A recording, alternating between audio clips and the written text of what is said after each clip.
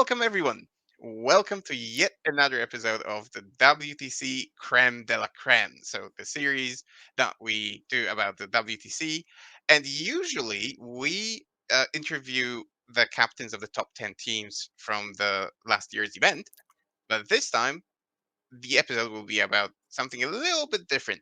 Or the flavor of the episode is going to be a little bit different. And that is why, or the reason why, is because we are talking to the captains of the four new kids on the block. I would say the four new teams that are jumping into the fray, and yeah, this will be first of all Cyprus, then hopefully, if the planets align well, New Zealand, then Israel, and then Republic of South Africa. Although it could be mixed, and we shall see. Still, today, to talk about one of the new teams in the event, to talk about Team Cyprus, I have Marius Contopyrgos, and I hope that I have pronounced it right. Hi, Marius. Perfectly. Hi, how are you doing? Uh, Welcome to the show. Have you done any podcasting before, or is this your first podcast? First time. All right, okay, then let's. I'll do everything to make sure that it's a nice experience, and you come back after the event to tell us how you want it. Sure. So let's start with let's start with you. So let's start with the captaincy of the team. hmm How did it come about that you are the captain of the team, and how did it come about that Team Cyprus is actually going to the event? So I basically started getting involved with competitive Warhammer like 18 months ago, I would say. Oh wow, About that. that's really fresh. Yeah, really fresh, yes.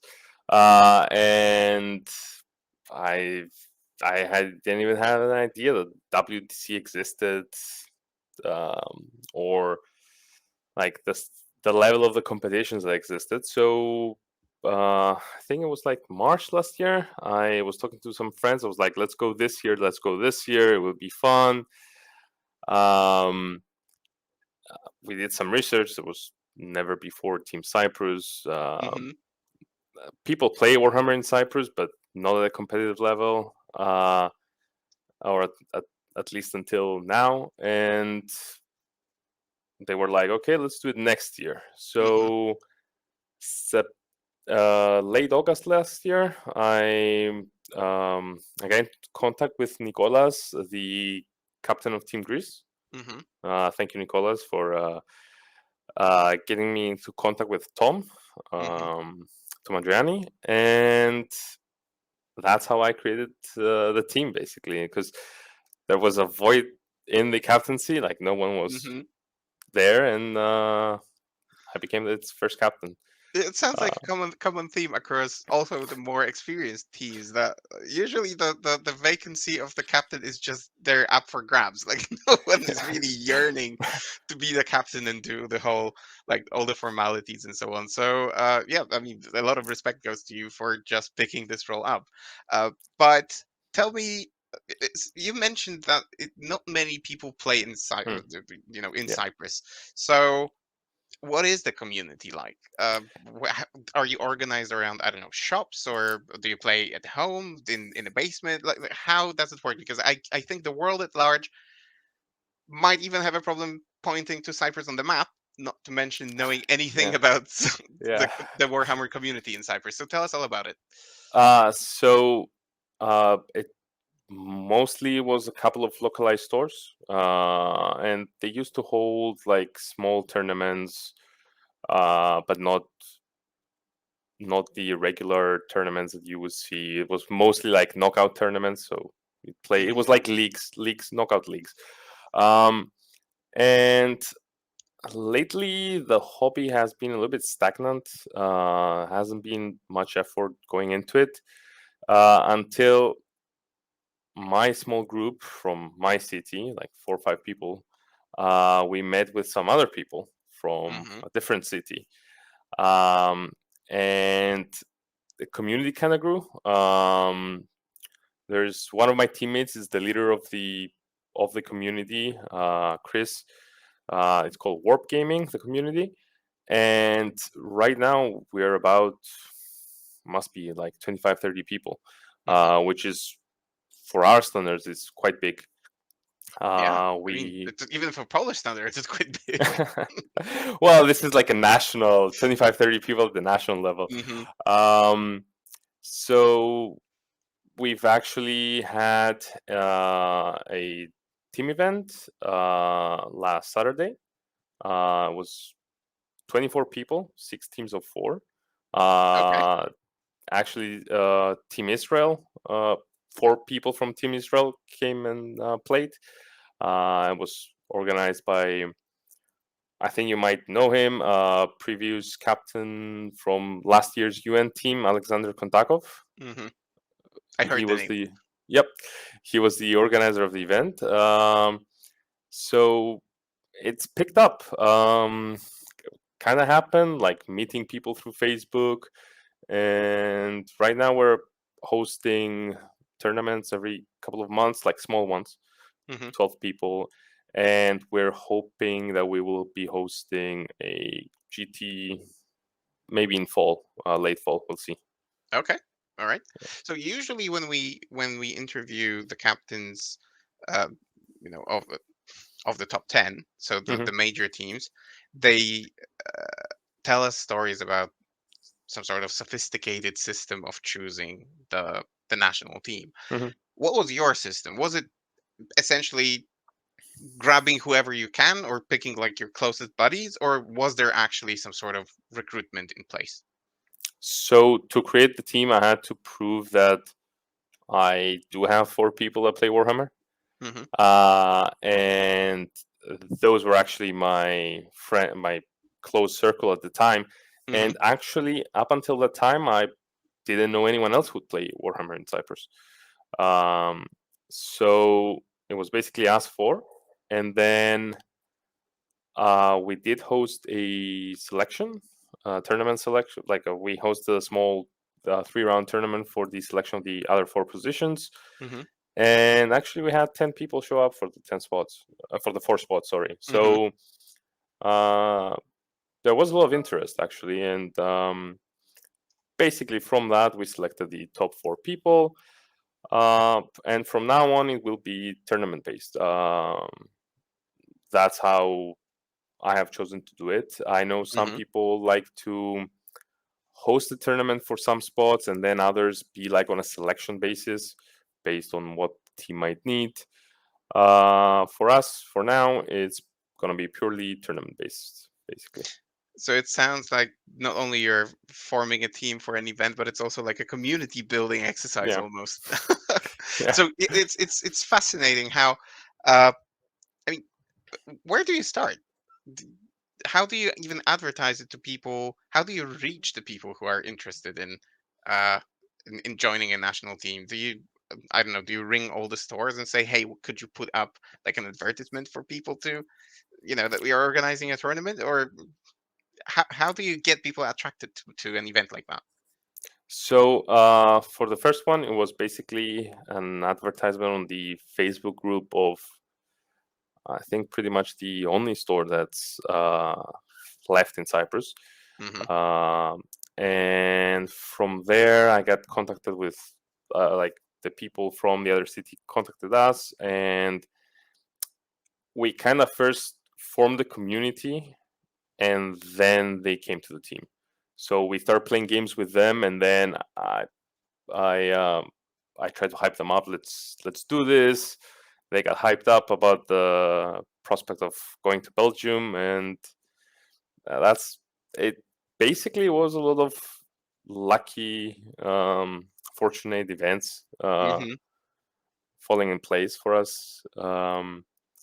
And yeah, it's exciting actually that uh, honestly, last October, I was thinking that it's going to be the 4 of us who created the team and 4 mercenaries. Hmm. Uh, and we ended up having to host a tournament for the selection of the team, which is quite impressive. Yeah, it's impressive. You're absolutely pioneering something. So, it's absolutely exciting to hear, and it's also, I don't know, invigorating just to know that there are still places where communities could grow, could become bigger, and so on. And there are people who are actually organizing this, which is mind blowing. This hobby is just amazing in that way. So, what is the ambition?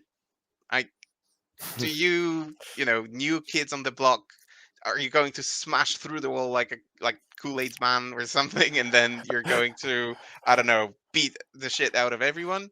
Or is it more like carefully stalking your prey, learning about your opponent so that next year you can finally hit them in the back, someone stab them in the back or something? What's the plan? So I think we're pretty realistic about our skill level as a team. Like we won't sell ourselves short, but we know that uh, we're fairly new, not only as a team but also as players, as individual players. Mhm, Like a lot of people haven't been playing Warhammer competitively like before 2023, for example. So um, the goal is to do our best, try to play our best, make as fewer mistakes as possible, and mhm, uh, try to. I mean, I'd be happy with, to be honest, like a win, getting a win that'd be huge. It'd be super exciting. But whatever happens, like the important thing is to go there, have fun.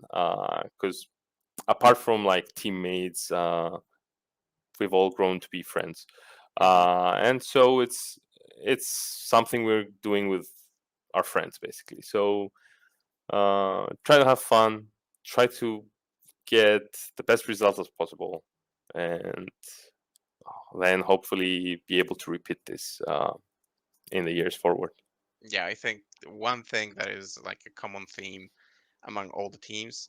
Many people say that they come to the WTC for the camaraderie, they come Mhm. to for the friendly experience and so on, to learn new people, to network, to get sparring partners for the future. Because and that I'll use this as a segue to my next question. Then, do you have any? I get distracted by Kirby, by my dog. I don't know why he feels the urge to look outside of the window right now.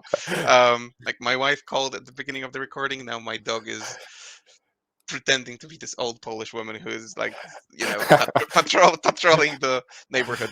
Anyway, I wanted to segue to the next question. So, do you Mhm, have uh, any specific way of preparing for the event? So many teams travel to events. Many teams organize team events. Some other mhm. teams do TTS scrims, for example. So, is any of that part of your preparation, or is it, early days? You're first of all you focused on building the team, and then more sophisticated preparation perhaps next year at this time.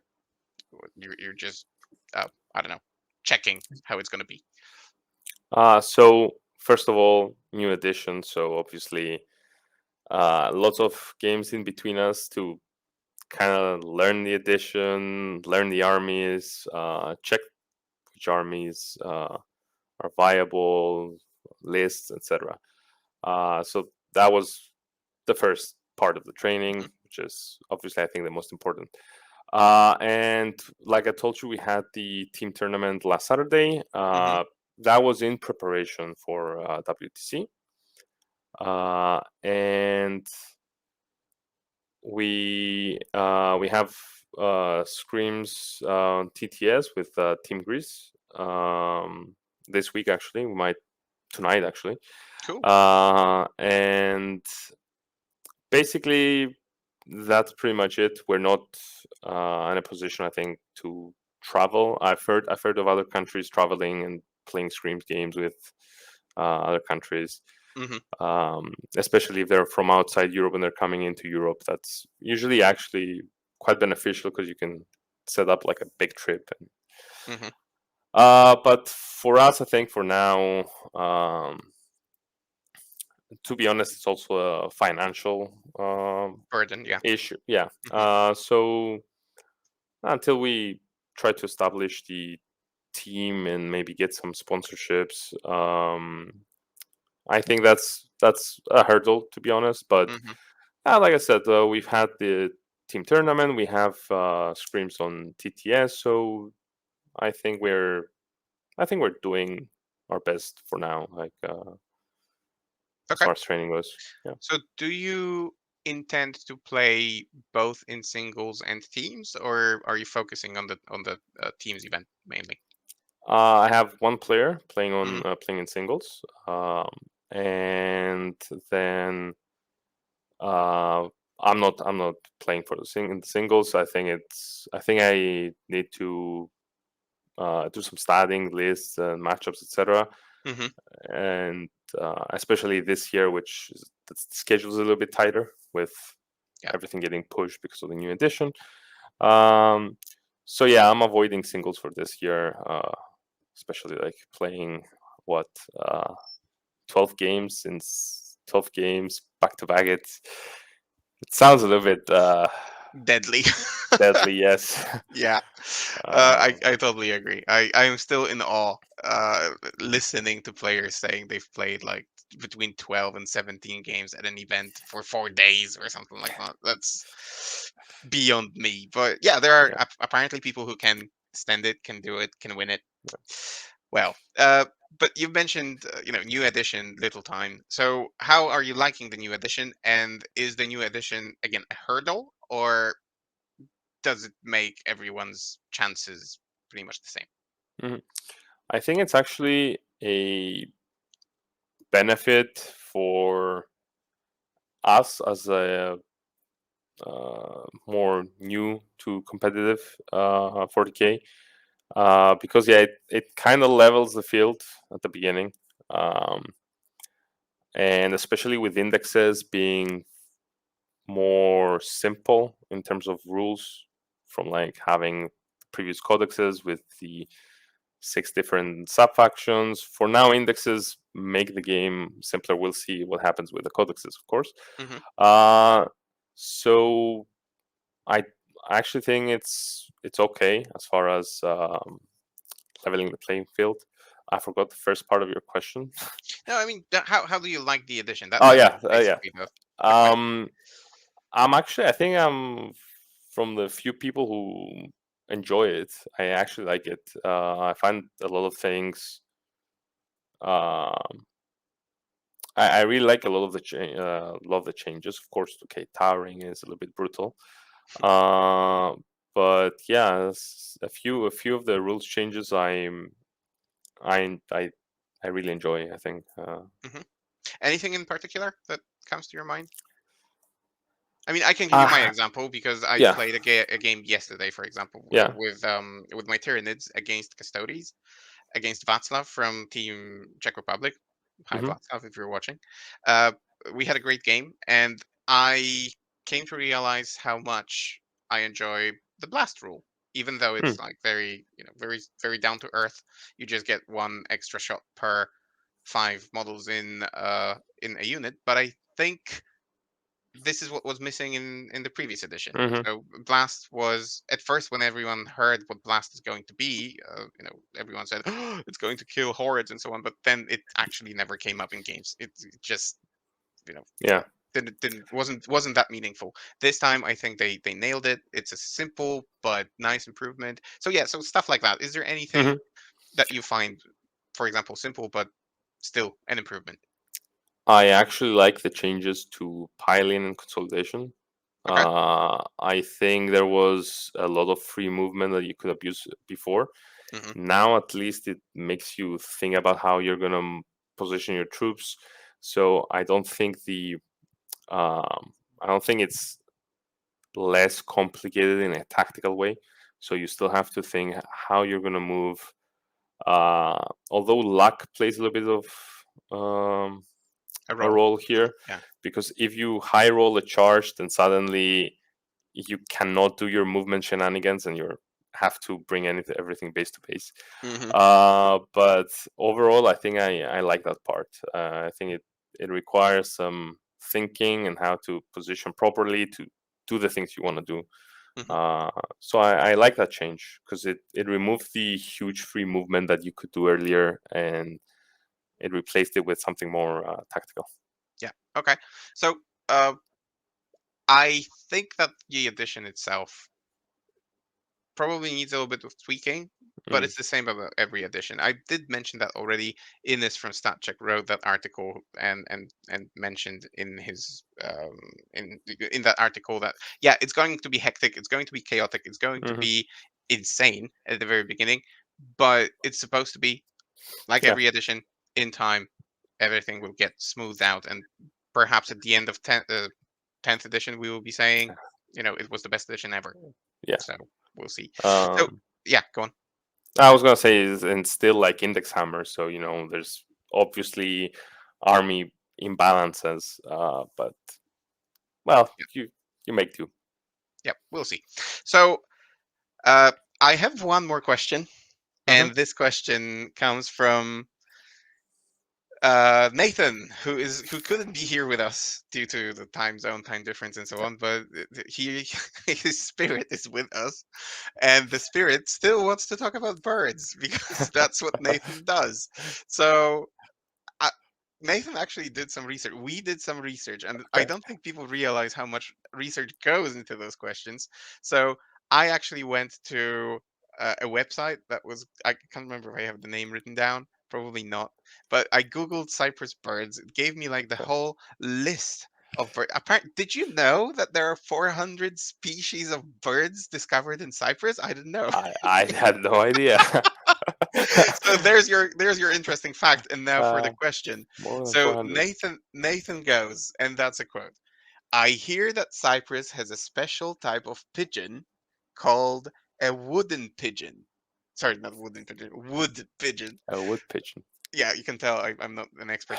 Um, so his question is, who wins in a fight, an American pigeon or the Cyprus wood pigeon? Well, I actually have no idea. It depends on, like, I guess their size, I would imagine, or maybe So peck ferocity. yeah, so I did read about the wood pigeons, and it turns out that they are protected by law in Yeah. Cyprus. So, if you want to actually do something to them, you have to consult the Game and Fauna Department. And now it's becoming really embarrassing because we did really research this. So, Uh, only under permission you are allowed to actually hunt them and so on. So, I think hmm. the American pigeon wouldn't be able to do anything Yeah. to the wood pigeon. The wood pigeon is just invincible. That's it. That's the answer. Right. So, Interesting fact. I had no idea. there you go. So, not only interesting about the game, it's also interesting about some other aspects. Anyway, Marius, we need to wrap it up. I need to give Yep. some space to other Hmm. captains as well in this episode. So, thanks a lot. It's been a pleasure to talk to you. Fingers crossed Pleasure. for placing as high as possible. I really think you can do it, and I hope that you feel welcome at the event. Thank you very much. And just a shout out to all my teammates who supported us, and especially to Christophe, who's the leader of the Warp Gaming community. He he helped way too much, way more than any like teammate Hmm. would be expected to. And thank you for that, and all my teammates for making this possible. Yeah, and I can attest to that, and I sign my name under this as well. Anyone who helps propel this hobby to new levels Mhm. definitely deserves a shout out. So thank you, and Thank thank you you, too. Marius. And I'll see you at the event. See ya. Thank you. Bye. Bye bye.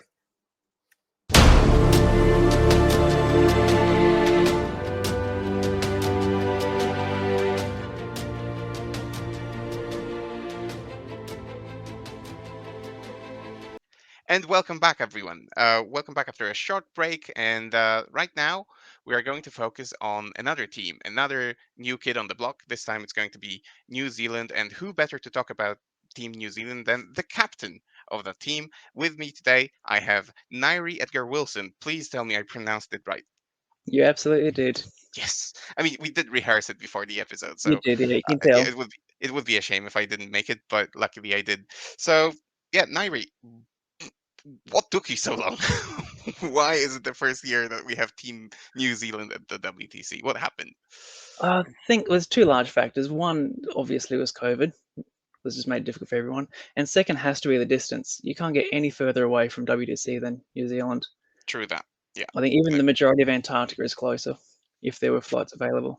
probably yes. So last year, after the WTC, I listened to, I think it was the Normal Blokes, where the guys did the summary of Team Australia's trip to the event. So not only the games and so on, but like from A to Z, from start to finish, the whole experience. And they said it costs an arm and a leg. It takes a lot of time and effort, well, and obviously money to get to the WTC. So tell us about the struggle a little bit. Tell us about building the team. Tell us about the commitment. Like, did it or was it complicated to even assemble the team from your country? Was it complicated? Start in reverse. No. Uh, After the Australia one last year, I kind of got myself and a few others inspired. Like, we should actually just get this organised and get over there and represent our country. It'd just be nice to see us represented on that world stage for 40k. Mm, So we just put out applications and just had enough people apply that we could form a team. The challenge that we're always going to have is the financial cost of it, hmm. because similar to Australia, it is not a cheap expedition. Yeah, Um, yeah. I can imagine. So, uh, what about the team formation? Like, was it just, hey, we're looking for players, whoever is free, come and join us? Oh, but you have to bring money with you, or what was the Pretty process? much was it. Yeah, we didn't have a large number of applications because it is still fairly new for us. We don't have a lot of team events over here. The interest in WTC is only just starting to develop, and so for us that was our motivation, was to get over there and start building a bit of hype around it and start getting some interest in the format going, so that for future years we can build upon it. We don't have the luxury of Poland, where everything is focused around WTC, Mm, or any kind of national um, scoreboard to select from. It really was just who's really interested in going hmm. and can get their own way over, and from that we selected the team. Okay. So, how would you describe the Warhammer 40k community in New Zealand then? Like, is it more, let's say, centered around like a community center where you play, or a shop where people play, or are people scattered all over the place and it's really hard to actually play with someone? So I don't know, maybe do you capitalize on things like TTS or something? Tell us all Yeah. about it. So it is fairly spread out. We are a country divided over two islands. We have the North and South Islands, Hmm. and in each of those we only have a couple of large regional centres. South Island really has Christchurch and a small one down Dunedin, whereas North Island, I think the majority of the population of the country is living in Auckland, and then you got the capital, Wellington, at the bottom of the North Island. Hmm. So you don't get a lot of players travelling between each of those, so we are a bit secluded in that. And yeah, there's a couple of different organisations that run tournaments. Down in Wellington, we have Properly Cocked, Hmm. fronted by the lovely Steve Joel. That's so they run some nice tournaments down there. And here in Auckland, we have a couple of local gaming clubs, and then we have Kraken Wargaming, who run some of the larger tournaments. All right. And is it common for people in New Zealand to also travel to, I don't know, Australia for tournaments? I think I've heard of like A and C or A and Z or one of those I think that's tournaments sort of over there. so. It was ATC, the Australasian Team Championships, but But it there was was also something, Australian. I thought there is, I mean, Sam Lemon, who is like a good friend of our podcast, has his own podcast which is called, I think, Wide World of 40K. Yep. And I saw him doing interviews with like representatives of uh, Tanzania and some other teams that came to this. I thought it was called ANC or ANZ. I'll have to Google that later on. So But the ANZTC, so the Australian New Zealand Team Championships. And I yeah, think you're thinking of possibly. Tasmania, which is a southern state in Australia. Okay, all right. So yeah, I'm clearly demonstrating that my geographical knowledge is poor and could be way better. But yeah, that was the abbreviation that I was thinking about. So it's not uncommon for you to mingle with people from Australia and to play together, right? We have a little bit. So we sent two teams over to the ANZTC. We had the North Island and the South Island or South region represented. Hmm. Sent over teams. The other one we had a few players go for Adelaide Uprising, and I believe we had Finn Decker went over to some regional one somewhere between Melbourne and Adelaide at one stage. But beyond that, it's not too common. It's the cost of travelling is a lot more expensive for us to get to Australia, Hmm. and we have very few of them come over here. I think the last one I can recall was Adam Camilleri came over for one of our tournaments, and Hmm. chiefly he took out first place and then flew home even for prize giving. Okay. So do you like will you be the dark horse of the event? Like, you come from a pretty obscure meta, I would say. Nobody knows what to expect. In our previous episodes, we said that 10th edition essentially makes everyone start at the same level. Yep. And then do you think that, yeah, that secrecy of yours, that distance that makes you a secret to the rest of the players, will that play to your advantage, perhaps? No, I don't think so. Uh, Okay, being the way realistic there. the way we're looking at it is we have an the equal opportunity of bad list writing as every other team. Mm, true that. So Yeah. with that, It, there is nowhere else more expensive than New Zealand to buy Warhammer models. And even if we could purchase them, a lot of stock is very limited in what we can access over here. So we can't. It's a bit harder for us to rapidly change our lists or always take the top meta armies.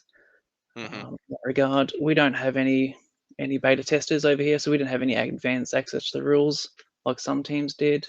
So Yep. we are a bit behind the ball there, and we are very insular in our hmm community over here. So a few of us go over to Australia to play games, but in general, we don't have a lot of contact with other nations to hmm practice against. So So does that again, give us that an advantage? I don't maybe, hmm but yeah, we'll see. we'll find S- out. So how about like years of experience of playing the game? Do you have, or yeah, how would you characterize your team? Are those people who have been playing over previous editions or had been playing over previous editions, or are those people who have been lured to the hobby because 10th edition appeared? So like in the years, let's say, Yeah. on average, how experienced is your team? On average, I mean, we've had no one start in 10th edition. Everyone was Okay. at least playing all of 9th edition. We had a few who would have started during 8th. hmm Myself, I actually started back in Rogue Trader and played through till 4th, where I then All dropped right. out of the hobby and only Okay. came back into it during 9th myself. So as for like the modern 40k of it, I wouldn't say I'm super hmm experienced. Haven't gone through a lot of edition changes, this being my first. And I think a lot of the team will be in a similar space. Okay. And what's the overall goal or ambition of going to the WTC? Is it? I mean, you said you're very realistic about your chances and so on. But still, what's the plan? Is there like a specific team that you would like to prove something to, or a specific place that or placing that you would like to take, or just networking, meeting the people, building relationships, and that'll do essentially. I mean, when we started, I think there was two goals. One was just to get a team over and get represented, and to try and build the community around this event for future years, try and get some more interest going. The other one is there's a bit of a rivalry with Australia, and we're not anticipating we're going to take up first place. But in their first year, they did come 15th. So I think if we can get 14th, we'll be very happy with that. Okay, all And right, until that's cool. yeah, Uh-huh. the other day we had no rivals as such, but Team England inadvertently made us one when they said they're going to take back the colonies. So they've got a mark on their back now. Yeah, so I finally got to meet a fan of the podcast in Nairi who actually listens and could even quote some bits of that. So I guess anyone but England, right? That's the Anyone but England. yeah. So okay, so tell me, do you have any specific, I don't know, let's call them mechanisms to prepare? Is there anything that I don't know, you meet up, or do you have a Discord where you share your lists?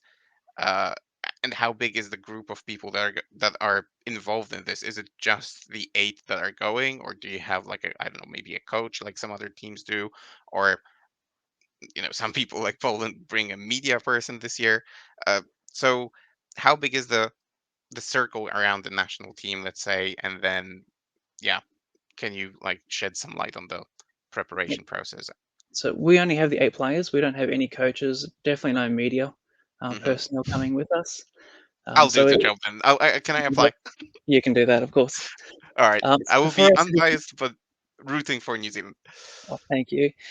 So on us, it is all on our shoulders. The 8 players. We are running through Discord. Is where we all meet up, hmm share our lists, and regularly chat through there. We have used both TTS to practice with and also just in-person meetups. So part of the challenge is because we are so separated, particularly by two islands. It's not Hmm. exactly cheap for the southern guys to come up and join us.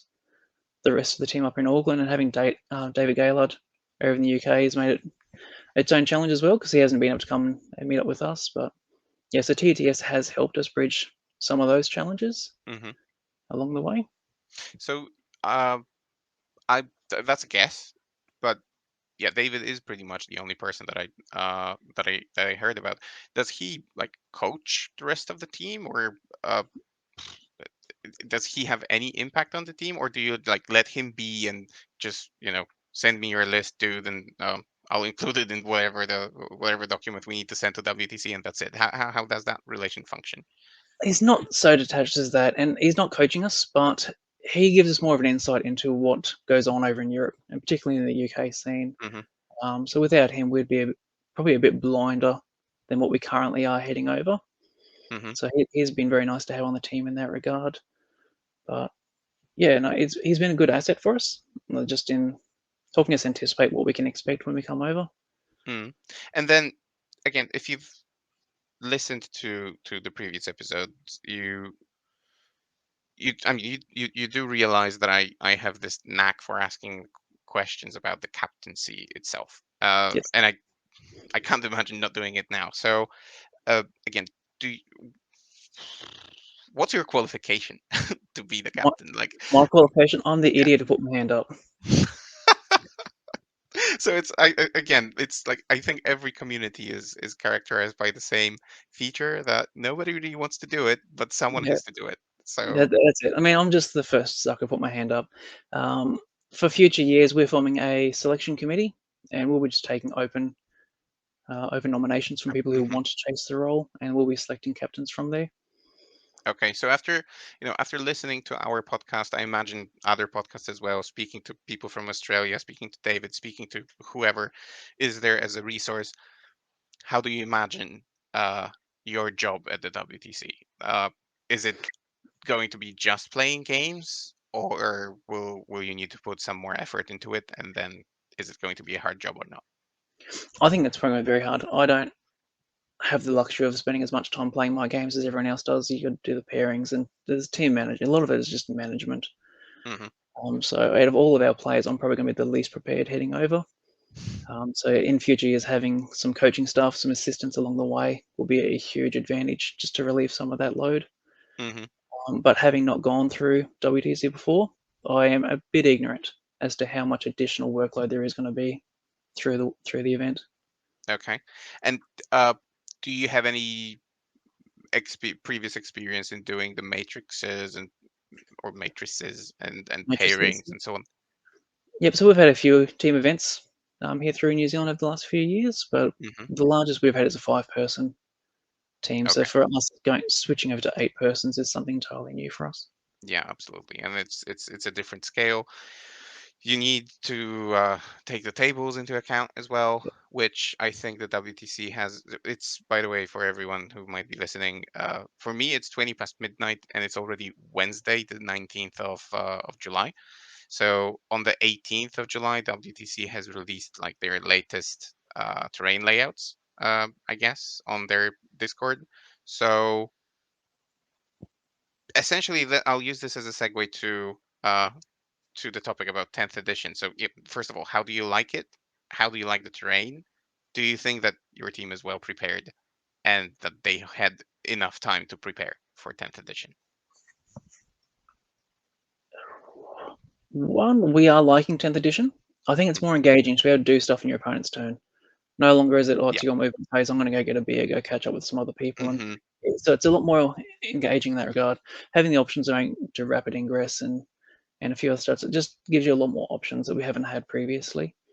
Hmm. Are I we feel the same. prepared for it? Yeah. I mean, there's glaring problems with it. Tearing still isn't really addressed within WTC format. I think they've tried the best they can to limit Hmm. the how powerful that is. So I don't think it's as much of a problem in that format as it is in other Hmm. tables. We prepared for it. Yeah, I think like a lot of other teams, we were just hanging on for every bit of information as it dropped. And as soon as something got, there was discussions going on at Discord as to how things could work, what we can do with it. And we've all, as much as we can around work and family commitments, we've been spending every spare second practicing as much as we can. So I don't think we could be any more prepared than what we are. Hmm. And I think it's just exciting. That's probably the biggest motivator for doing well in a game is just being involved and excited to play it. I Mm, think if we were still playing ninth, I think some people were just tired of it. The excitement wouldn't have been there. So I don't think there would have been the same engagement. yeah, absolutely. Okay. Is there anything specifically that you like about the 10th edition? Like some people mentioned missions, some people mentioned some specific rules. Is there anything that you perhaps can take advantage of, or something that you simply just enjoy? I think the enjoyment is just that it's all new. The missions are all new. They're a nice, refreshing change. Hmm. Playing with cards again is refreshing. Just going rather than going into every game going, these are the three secondaries I'm going for. I know my score is going to be a minimum of 80. Good luck trying to stop that. Hmm. You've now got a bit of randomness to it, which does make it harder to do pairings and predictions for scores. But I think there's also a skill in being able to accept and see where those variations will come from. Hmm. Do your players share that view? So is everyone happy with, for example, how the missions play, how you score points, etc., or are people sort of still, clinging to that old system with set missions, building lists towards those set missions? You knew Yep. exactly what your army has to do at what time to score that many points. Yep. Um, yeah. So how does the team feel about that? No one's expressed any dissatisfaction or Hmm. unhappiness with the current format because you still do have your fixed secondaries you can take if the situations arise. So I think some of the players have been looking at lists that might enable them to do that when the situation arises. But in general, a lot of times tactical Hmm. gameplay just is the stronger one because you can't always rely on your opponent giving up the right one or being able to play around what they want to do.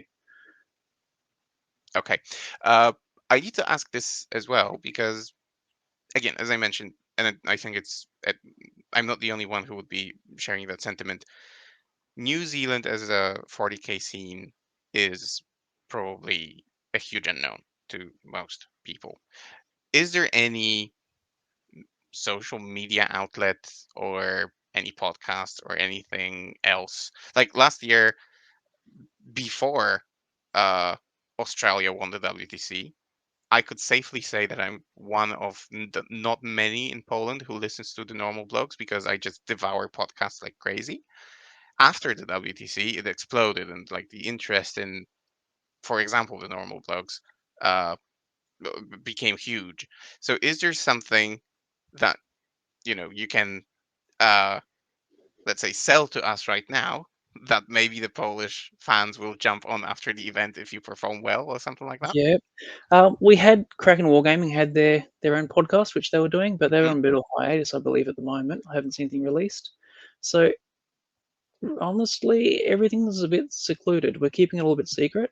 So if you actually want to experience the scene, I'm just going to say you're going to have to come over. All right. Okay.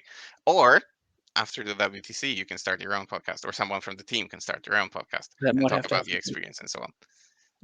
That would be actually kind of exciting because there are days when I have nothing to listen to. So come on, New Zealand, help me. Uh, We'll do it. all right. I also have, since Joker is traveling for business and I couldn't have him on. And Nathan is, I think right now he is actually recording an episode of his own of Stat Check. Um, I have consulted and I have here the spirit of Nathan, and I have his question that I have to ask, which is the usual, something that you yourself asked for, the bird Yep. related I question. was expecting it, so Yeah, so no surprises there. You'll knock it out of the park, I'm sure. So for those things, we actually do kind of a lot of research, and I checked what birds are there in New Zealand, and I found the obvious one, the kiwi. But then yep. there is a kaka as well, and apparently there is a piwakawaka as well. Yes. Yep. That's amazing. Those are like the best bird names I have ever heard of. But that's not the question. The question is, uh, and I quote: "Since New Zealand." By the way, this is Nathan's opinion in that question. Since New Zealand continues the trend of having terrible birds for bird duels, we matched you with another country with an equally terrible bird. So who would win in the fight? A kiwi or an English robin? English robin. I mean, it's a very simple battle. The kiwi. Kiwis have How no come? natural. Kiwis have no natural predator. So it's going to sit there. It's going to forage its food. The robin will be the instigator. So it's going to try and fly its way down here to pick the battle, and it'll perish from exhaustion. So I the love kiwi it. wins. Yeah. So does the kiwi have any arsenal of weapons that it's going to use just out of sheer curiosity? I mean, good luck trying to find them. They're nocturnal birds, and it is very hard to find them. Most New Zealanders have probably never seen a kiwi in the wild. That's a good one. That's a really good one. Yeah. I Okay. do like So that he's gone and picked our softest bird, the kiwi. I well, mean, we've got the that's the Kia first over one. here. Oh, I mean, you got to go for the Kia. The Kias live down the South Island, and they tear cars apart for fun. Innocent Okay. tourists come along, and they come back to find that their car has just been destroyed by these birds. And Wow.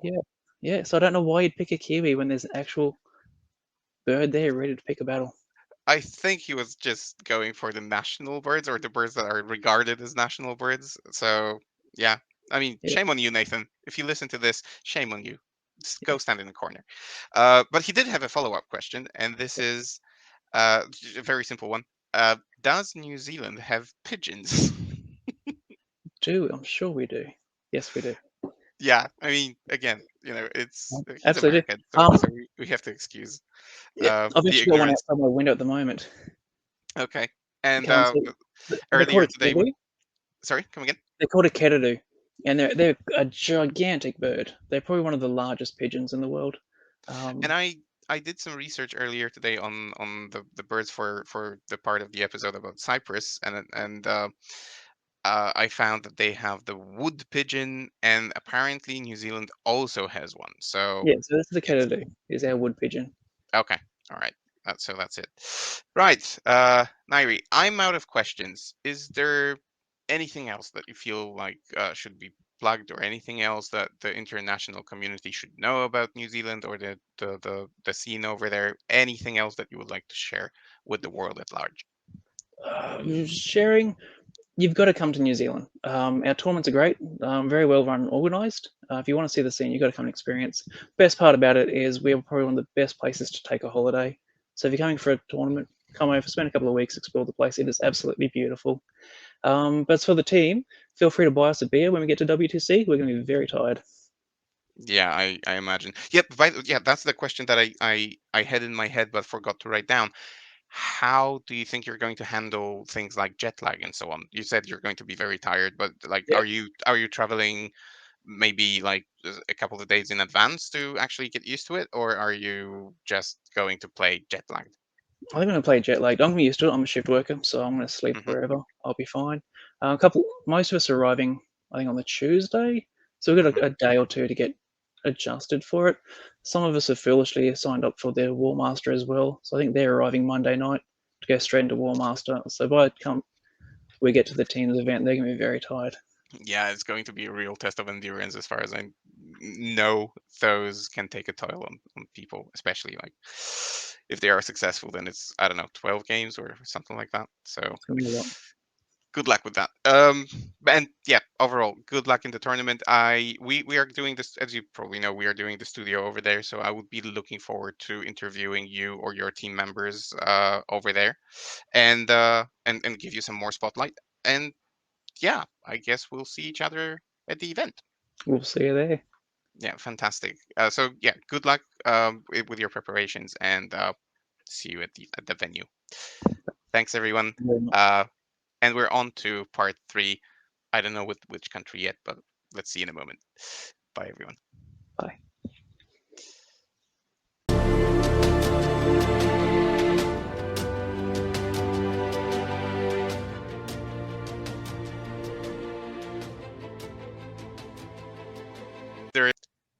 Hello, everyone. Welcome to the third part of our episode about the newcomers at the WTC. So far, you have seen Cyprus. So far, you have seen New Zealand. Now, the time has come for Africa. And who better to talk about South Africa with me than the captain of South Africa, Liam Smith? Hi, dude. Hey Twig, how are you doing? Happy to be Uh, here. and I'm happy to have you as well. I mean, I've been waiting long for this, and that's because I have really a lot of questions. Because first of all, your country is like a complete unknown, I think, not only to me but to like the 40k world at large. But also, and I'm going to start with this. I'm going to start my questioning with this. You are the only team that I have experienced that has its own media person or like a spokesperson. So I had the pleasure to speak to Lizzie via Instagram, and I haven't seen that for any other team. And you also seem to have like a celebrity coach, as far as I know. So does that mean that there is some sort of like an, I don't know, Arabian sheik behind you, and you have like a roster of the best players in the world that nobody knows that you do? How I does mean, that I work? mean, we desperately hope so, right? Like, if we arrive at the WTC and we discover that is the case, that would be quite fantastic. Okay, so yeah, but tell me, how does it happen that if excuse the term, but fairly unknown team has Yeah. a spokesperson, has a celebrity coach, and so on? Where did that come from? So I think a lot of the idea behind that, right, is that we don't know what we're doing. So we'd like to get on board people who do know what what they're doing, All right, to put you on to the try right and help the track. journey. Yes, exactly. Uh-huh. So our social media person is actually the significant other of one of our players. She volunteered to help us out. It's been really great. It's been instrumental in like securing us some sponsorships and stuff. And yeah, Wow. just getting the word of the team out there. So it's definitely been a great help to have. And then I guess the same for the coach. One of our players, Kyle McIntosh, he's on the coaching program, on Pure Tide program for connected. Kyle reached out to us, and yeah, we came to an agreement. So we took him on as coach, and he took on us on, I guess, in our helplessness. And Hmm. yeah, that's where we're at now. Okay, so maybe let's come back to that, to the topic of your coach and so on, in a moment when we discuss like the roster and etc. Hello. But yeah, let's start with your community, because when I spoke to Cyprus, and yeah, the people who are listening to it will know about it as well. Cyprus had a team that was composed of essentially people who just wanted to go because the community is fairly small, and they just gathered pretty much anyone who wanted to go, and that's it. What is the community like in South Africa, and is it similar that you just posted somewhere and hey, we're doing this WTC thing, is anyone up for it, or is there like a well-developed community that was waiting just for someone to volunteer to be the captain and to actually rally everyone, bring them together, and go? I think it's a bit of both, to be honest. Hmm.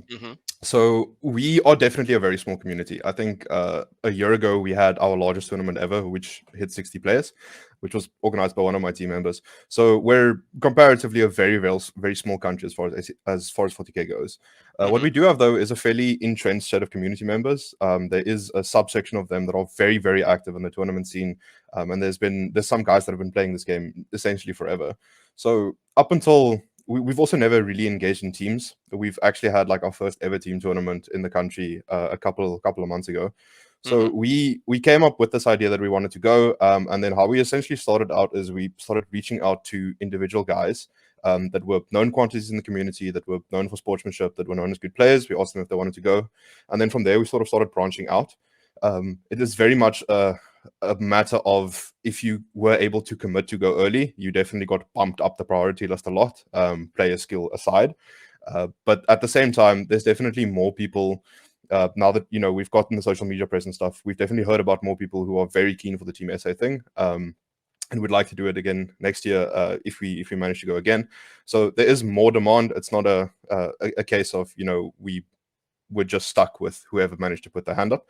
But we try to be quite selective in that this first sort of selection of the team and this first team that we're trying to send. All right, I get it. So I get okay. I have a thought. I guess it's the time to ask this question now. Is there any team that you are, for example, looking up to, or any team that you are, I don't know, I don't know how to word that question, but I'll tell you where it comes from. And excuse me if I don't want you to take it the wrong way, but when I heard about your country coming to the WTC, my immediate thought went to that old Disney movie about bobsleigh crew from Jamaica. It's like, I know it's like, it sounds bad, but that was my No, immediate that's thought. hilarious. That's pretty And much on then point. and then for anyone who hasn't seen that movie, it's essentially a bunch of people who are doing different sports or not doing sports at all, from Jamaica. They desperately want to go to some sort of like to the Olympic Games, and they find a coach from America. So like, there is like a little, um, I don't know, it's somehow related to you as well. You find a coach from abroad, and then you go to that event, and what happens? What well happens?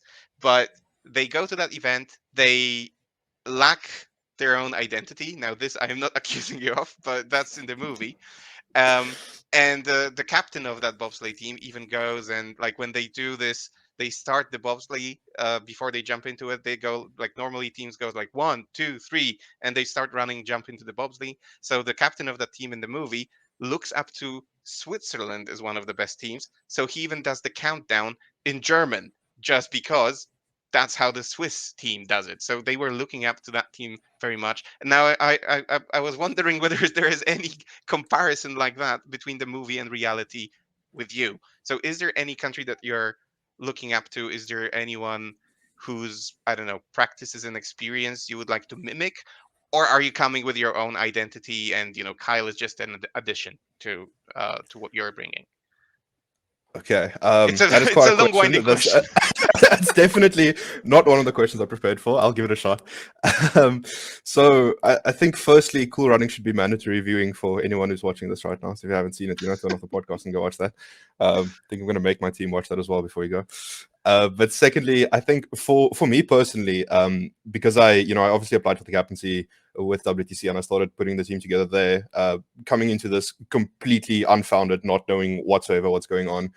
I watched a hell of a lot of stat checks into the Matrix episodes, and particularly the episodes that Innes was on. So I guess like a team for me in my personal capacity would be Team Scotland.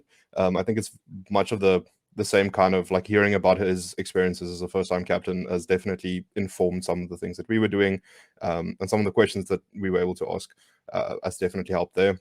I think for the rest of the team, we definitely have a bit of a hero worship thing going on with Team Australia to some extent, and then I guess also a bit of a Southern Hemisphere grudge at the same time. But yeah, like that idea of another team that's also in their own insular meta bubble from like way far away, divorced from the rest of the world or from the rest of the 40K world, coming into the WTC. I think that's something that we relate to. Okay, that's really cool. So I wasn't very far off with my question, to be perfectly No, not at honest. all. No, I think you're actually spot on. That's so cool. Yay! So tell me, what is the ambition of the team? So it's your first event.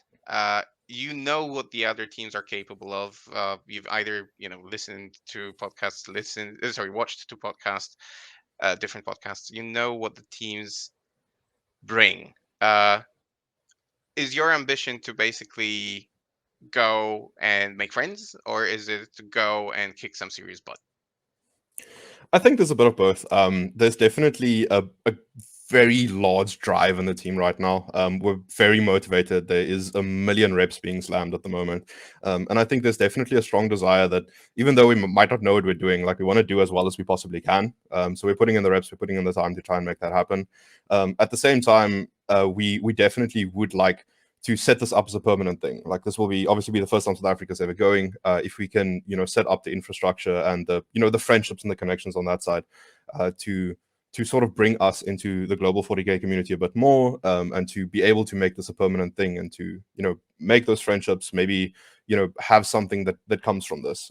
My personal ambition of this is, if we come back from WTC, I desperately like to make teams 40k a much larger thing in South Africa. It's not something that we really do, and if we can go to WTC and bring back our experiences there, and introduce to the community here, and make that the de facto way to play 40k, I think that would be fantastic.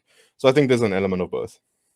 Okay. Yeah, it makes perfect sense. I mean, and I guess this is the best place to make those connections, to make to meet, I think, the best players in the world. Because if you think about it, there is no better place. Maybe LVO, or LGT, or something like that, but probably none of them will bring as many skilled players and as many celebrities in one place as this. So yeah, I think Yeah. that's the right way to go. So And I guess for all of us, this is a hobby that we're very passionate about. So like making friendships with other people who are also heavily invested into the competitive aspect of it is something that I guess appeals to all of us. So mm, yeah. so how would you measure your level of skill? Like, if again, to the majority of the community, you might be the dark horse of the event. You come with the, let's say, advantage of not being known almost at all. So do you have any comparison to other teams in terms of skill? And then how would you gauge it or measure it? Like, how do you think will you perform at the event? Um, that's honestly very hard to say. To be perfectly honest, I have no idea. So there's a couple of members on the team that either have played internationally or that play TTS quite regularly, whether that's leagues or something like that. So we've got like a rough idea of where those players like fall in terms of skill, if we like regard the global community. But it's also a very small sample size, so it's hard to draw like hard conclusions of that. And we're very aware of the fact that we've got like our very own special little bubble in South Africa. Our meta is very weird, which is informed by the way we do terrain and the way we organize tournaments here. And a lot of our players, it's kind of one thing to know you're a strong player in your local community. It's another thing to know whether or not that translates. Mm-hmm. So I think, yeah, like where we're currently at, it's one of the reasons why we also were quite happy when Cal Grandi approached us, just to have a little bit more of that element of busting our own silos, breaking up our own preconceived notions, and just like relating what we do and our skill levels to the larger community. Mm-hmm.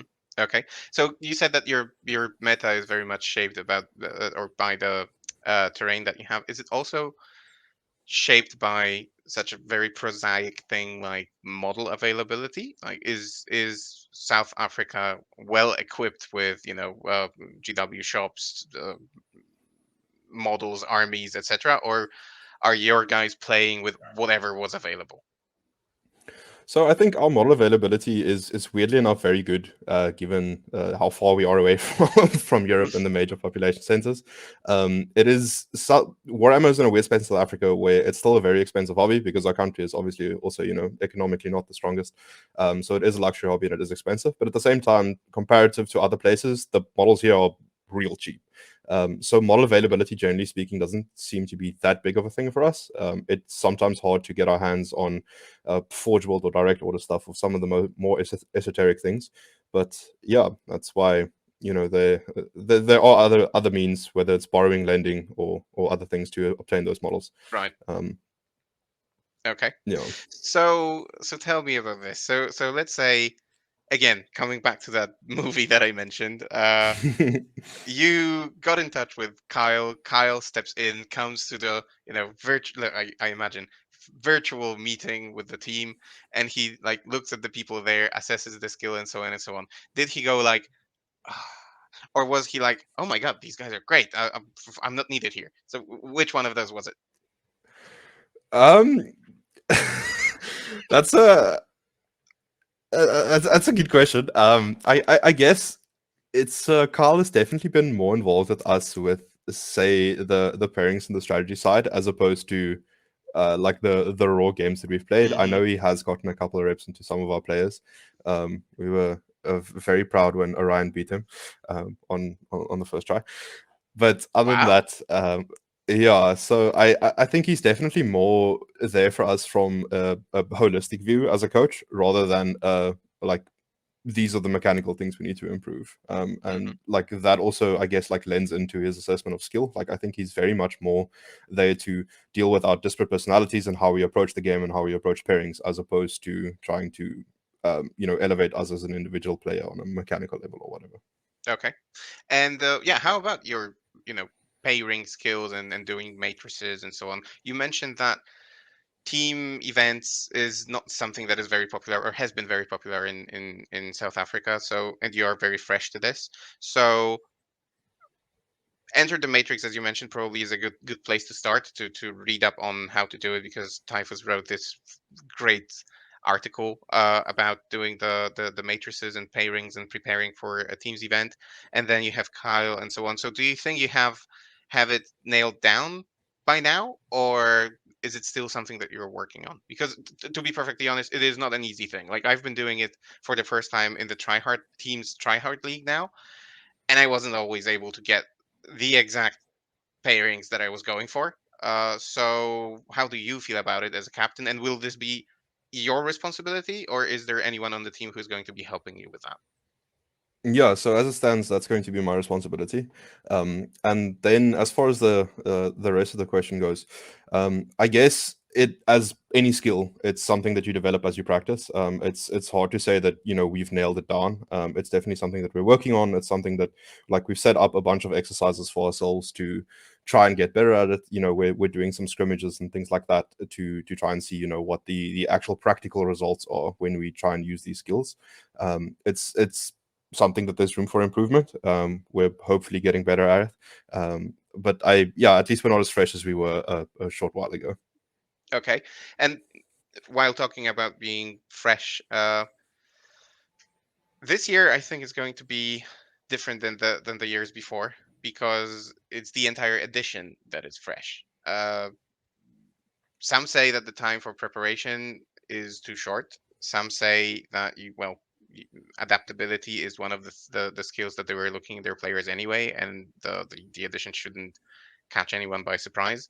So how do you and your team feel about the new edition? You mentioned you have a bunch of guys who have been playing this game forever, so I understand that they are familiar with or accustomed to edition changes, but probably not all of them. So how does the entire team feel about the new edition and the short amount of time that everyone is granted to prepare?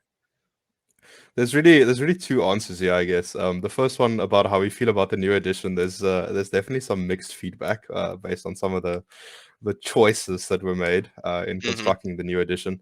But as it relates to the team specifically, I think we're actually really excited about that. We feel that, coming into a meta that's completely been upended, we're playing into a lot of like very established countries that, have gotten a million reps on ninth and have, done incredibly well in ninth. And then hopefully that little bit of them being thrown off to an extent by coming into the new edition, having to adapt, it just lowers the gap between us and them a bit, where we're in the same boat. It's not quite the institutional difference that there might have been otherwise, and we feel like that's an opportunity for us to exploit, to try and get those edges, get the reps in, adapt faster than other people maybe could, and then hopefully try and leverage that. Hmm. And are you bringing anyone else with you apart from the core team and probably the coach? I am assuming Kyle is coming with you. But so if you could then confirm, then it would be great. And then is anyone else coming? Like anyone to help, anyone to even the quote unquote water boy or someone like that? Are you or towel person? Are you bringing anyone like that as well? Unfortunately not. It's the core team that is coming, and then Carl is going to be staying with us. He's participating in the War Masters, and then he'll be staying with us for the week, and then doing the coaching while we're at the event. So he will also be there. But sending a team from South Africa is prohibitively expensive. It's one of the things that we've been working on, is trying to set up the infrastructure and the sponsorships to try and do this on a permanent basis, because it's real bad. Yeah, I wanted So to ask yeah, if it's worth it. unfortunately, like, that precludes us from really bringing anyone who isn't part of the core team. Hmm. So yeah, that was my next question, but you managed to at least in half answer it already. I imagine it's a burden for anyone traveling from outside of the continent. It probably is a burden to get there. So at the beginning of our conversation, you mentioned that that you have Lizzie for obtaining sponsorships. So tell us something about it. Like, is it easy? Is it difficult? I understand it's mandatory, but for example, do you know from her feedback, like, is it difficult to obtain sponsorship for a team from South Africa flying to Europe to play in a World Teams Championship where players push little dolls on plastic dolls on a table? Is it a challenge? So it's I guess it's a bit of a layered answer. We there was a couple of sponsorships that we managed to get early that was relatively easy. A couple of them from local 3D printing companies that were helping us source the models we needed. That sort of fell into place. You know, we're doing some social media promo for them. They're printing some models for us. Everyone's happy. That was fairly easy. Then we've also got the company I actually work for, Equisoft, is sponsoring our clothing and stuff. So those like sort of the lower level kind of things. You know, we managed to slot those into place. Some of the challenges are coming from larger sponsorships, like something like a flight or accommodation or anything like that. Hmm. Like a lot of the companies that we've been in contact with or have reached out to us are interested in doing it if we're doing this on a permanent basis, and if we're a bit more of a known quantity, which is part of the reason why we like doing these podcasts and Hmm. trying to get a bit more of the promotion going, is because like once we achieve that, hopefully that will become easier, because at the moment it is quite hard. Okay. So since you've mentioned podcasts and so on, is there anything, any podcast scene, any you've mentioned social media, etc. So anything that you would like the world at large to be acquainted with, anything that is worth recommending, or just places where people could find information about you if they wanted to do some spying on you in the future? Well, I guess if you want to do some spying, we're all friendly people who like to talk about 40k way too much. So reach out to us individually, and we'll give away all our secrets. But other than that, if you follow us on the at Team SA 40k Instagram, we're going to be documenting our progress there. We're sharing some photos as we go along, just trying to build hype. And then as far as other community goes, I guess this would also then just be the place where I just say that Carl Grundy, our coach, he's got a Discord and his coaching program called the Pure Tight Grow program, which focuses specifically on Tau and competitive Tau. That would also be a place where you could, talk to the team, members of the team, or get involved if you should want to. Right, and I'll do my best to put links to both the Instagram account and to Kyle's Pure Type program in the description of the video. So if anyone is looking for any information about any of those, the description should have that info. And I guess we couldn't have, or we couldn't let our guest go without the obligatory bird question. Again, Nathan couldn't make it, but he did send in a question. Judging by the feedback from some people, some from different communities, but also Polish community, the bird questions are the reason why people actually tune in. So I'm gonna make you happy now. And this is, and I quote, a question from Nathan. Finally, a national bird that looks like it's up to the challenge. I see the blue crane is the national bird of RSA. Do you think it could win in a fight with the New Zealand's kiwi? I mean, there's absolutely, utterly no contest. Like the blue crane, like wanders around eating snakes for a living. There's no contest. I'm sorry. Like if we could bring a blue crane to WTC, we would be winning WTC. Thank you. Wow. Okay, well, that's bold. So there is a follow up question, or a follow up fight, even. How many blue cranes does it take to beat a New York City pigeon? Single one. I mean, there Really? has to Because be a decent chance this pigeon is at least slightly obese, and that if the blue crane remembers to ask it like an even vaguely bipartisan political question, it will just be rendered utterly catatonic. So, single blue crane. okay. So to anyone who doesn't know or might be wondering what the fuck, why are we asking those bird questions? The sheer reason is that for the first time when we brought Nathan in to do this episode together to see if we vibe well before the WTC, uh, I saw Nathan's background, which looked exactly like the St. Louis office of my company that I visited last year. And since Chicago is not so far from St. Louis, actually it's very close, I asked this completely random question whether Chicago also has those wild geese that St. Louis does. Because in St. Louis there was like a pack of wild geese wandering around the office, and I actually witnessed while working how five of those geese attacked a human being. So I asked about this, and it somehow evolved into what we are doing now. So I have to ask this question: how would the blue crane fare against a gang of wild St. Louis geese? Would it stand up in a fight against five of them? Because I think they always move in groups. I mean, geese are real scary. I think maybe for the geese we can make a concession and say we'd need to hold 2 blue cranes, but Oh wow. nothing higher than that. All right. Okay. Then I think we have our winning bird for the WTC. Maybe for the next year we can convince Neil, Tom, and Ishik to actually organize like a bird fight competition. So you can bring just one, and we shall see if it's actually that tough. But anyway, Liam, that's it for my questions. Again, is there anything else that you would like to plug, or is the Instagram account and the Pure Tide program everything? I think the Insta and the Pure Tide program is everything. I guess Okay. I'd just like to give a quick shout out to the members of our local community who have in the last couple of weeks started coming out of the woodwork, lending models, painting stuff, just being immense helps trying to get us on the road and get us out there, and it's Absolutely. been real amazing. Yeah, and if you want to mention any of your sponsors, I think it's the right place to do it as well. I mean, if they can get any international recognition so that they help you more in the future, by all means do. If there is anything that comes to your mind Okay, yeah, immediately. sure, please. So for our clothing sponsors, Equisoft, for our 3D printing sponsors, Dragonfire Designs and Madness 3D, thank you very much for all of you guys' effort. Yeah, absolutely. So to everyone listening, do check those companies out. If that helps Team South Africa in the next year, or to cover their expenses or anything else, and by all means go and do it for all the teams that we see at the WTC. Because after listening to the previous episode, you should know that Team Australia usually, maybe not struggles, but has to collect extra money and use the community backing to actually be able to travel. Same goes for some other teams. So yeah, if you can help out, by all means, do. Liam, thank you very much. It was a pleasure. I am looking forward to seeing and meeting you at the WTC, and fingers crossed for that.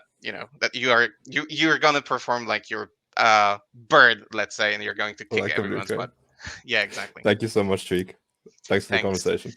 And to anyone else, stay tuned because there is one more episode with Team Israel coming up. So that you will hear that in a few moments. Bye.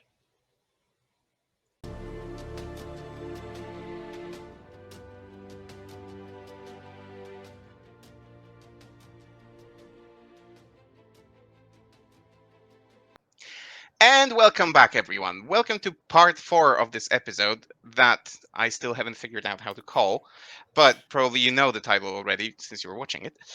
Anyway, the time has come to talk about Team Israel. And with me today to talk about Team Israel, I have the vice captain of the team, as far as if I understood that correctly, Yeah. and the spokesperson of Team Israel, Dar Cohen. Welcome, dude. Thank you. Thank you. Very nice to be here. And it's great to have you as well. I must say, when your captain gave me your name, my first association was The Witcher. Your name sounds like you're about to pick up a sword fight with Henry Cavill. Like, how far is is that from the truth? Well, I wish. I think, first of all, this is the nicest compliment I've ever received from anyone ever. Yeah, I'd love that. Henry Cavill, if you're watching this, hit me up. You're up for a duel. Yeah. Yeah, but it just sounds like the name sounds like straight from The Witcher, like I don't know, The Witcher Stronghold or something. Yeah. Anyway, listen. So we're here to talk about Warhammer 40K. We're here to talk about the WTC. We're here to talk about your team and what your team's plans at the WTC are. So first of all, I'll ask the question that I asked to the captain of Team New Zealand. What took you so long? Why 2023? Why not earlier? What happened? So I think that the hobby in Israel is still, I'd say, new. Like, we have a community of players who've been playing for a few years, some of them from, even like multiple editions ago. But I said, like, we never actually came together as a, I guess, as a, with this idea of going beyond it, until very recently. And we finally realized, like, I've been playing on and off for a few editions, but I started like kind of my competitive journey in ninth. Some people came from before, and I feel like it reached this culmination now with enough people who are really feeling strongly about the hobby, about competitive play, and that we finally came together and said, like, okay, maybe it's time. We should form this team. We should try and go to the WTC to experience it, meeting people from the rest of the community. And also, flight tickets are expensive.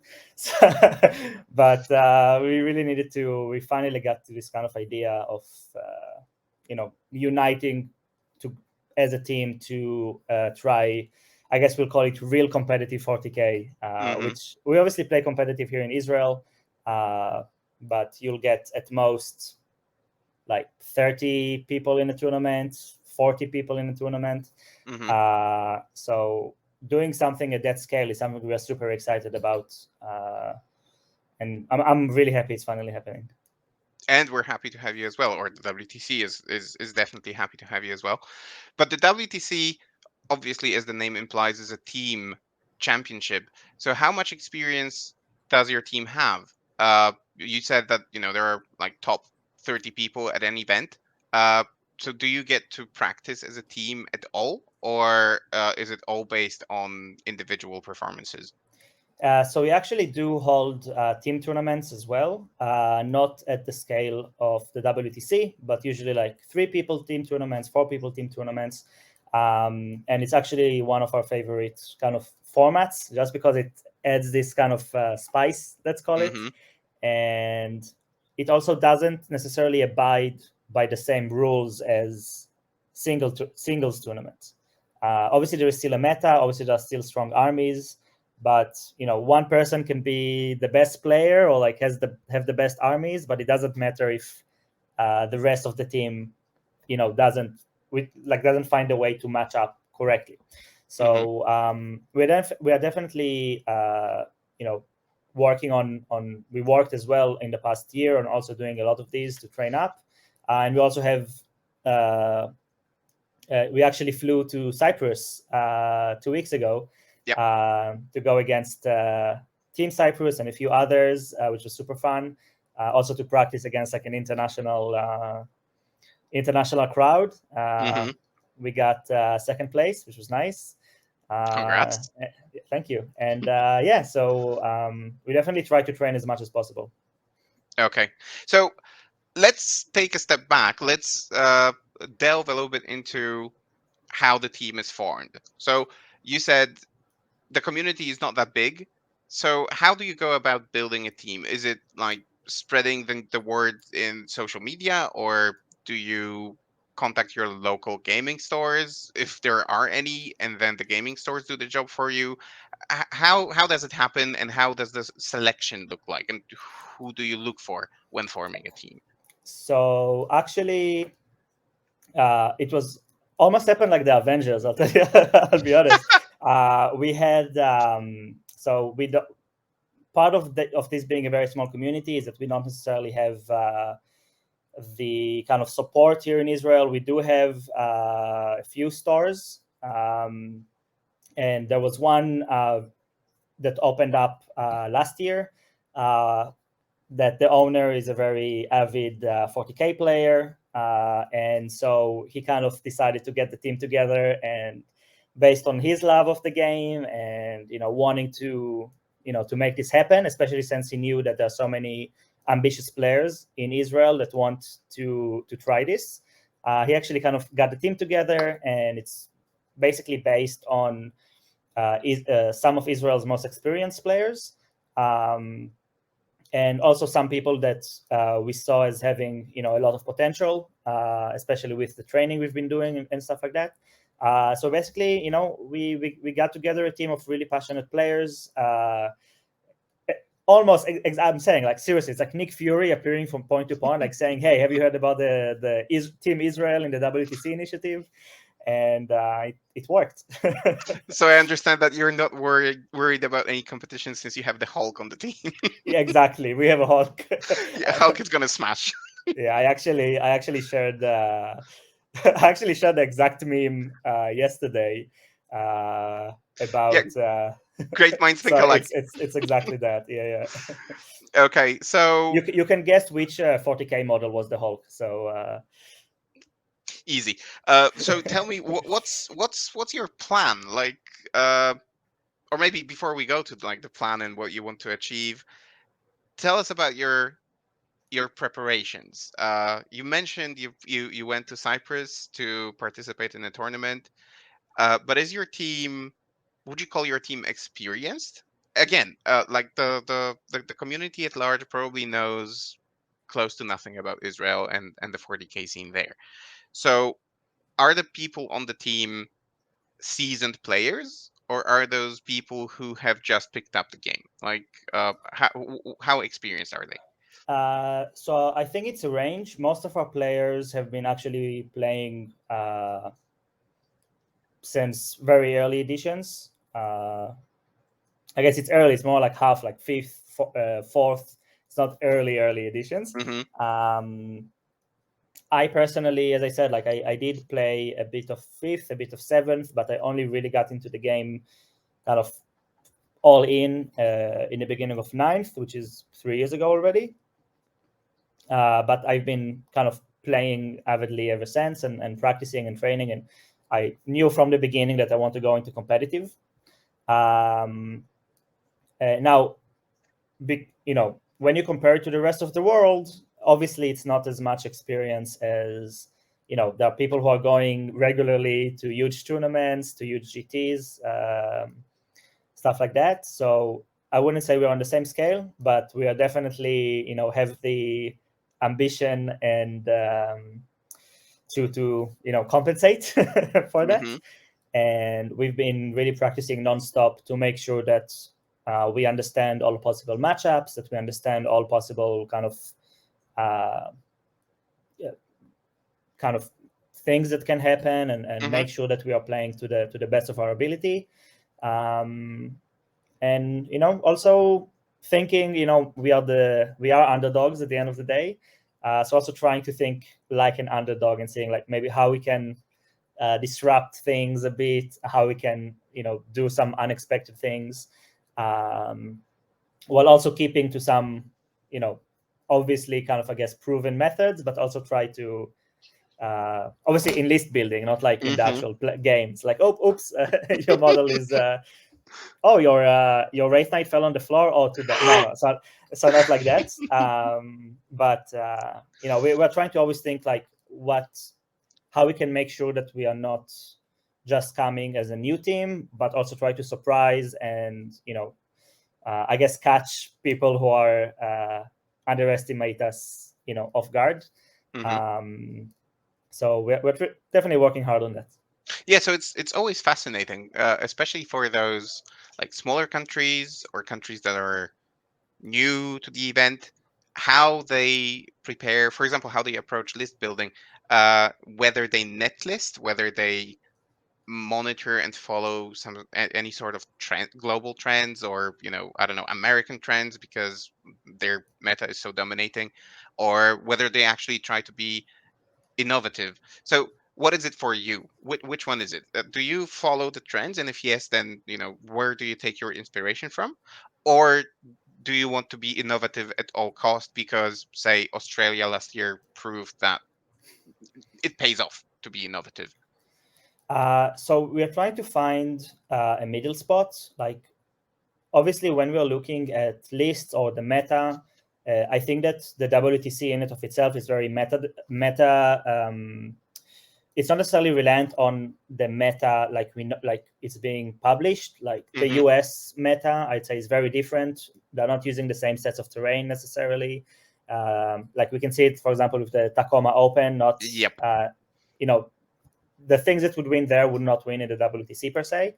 And so, and also in Israel, we have our own kind of, I wouldn't say call it meta necessarily, but we also have our own kind of style of play or thinking. Like we are playing with WTC terrain. We've been WTC compliant since like we started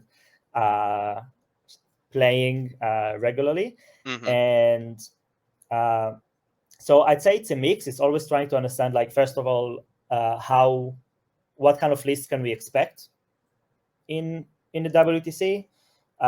What kind of lists are very strong right now? Trying to find a way of, how to disrupt that as well. Because if we can bring a very strong list, but someone else can think like, oh, everyone is bringing this list, so let's try to tailor to that. So we're trying to find like a middle spot. But I'd say that actually, and it's kind of very surprising. I don't necessarily surprising, but we actually very naturally found the things that we are gravitating towards to also Mhm. be things that are winning. So I don't know if it's an experience thing, but I feel like we are always trying to also balance between what is strong right now, what wouldn't be expected, and how we can mix those two together to create something new.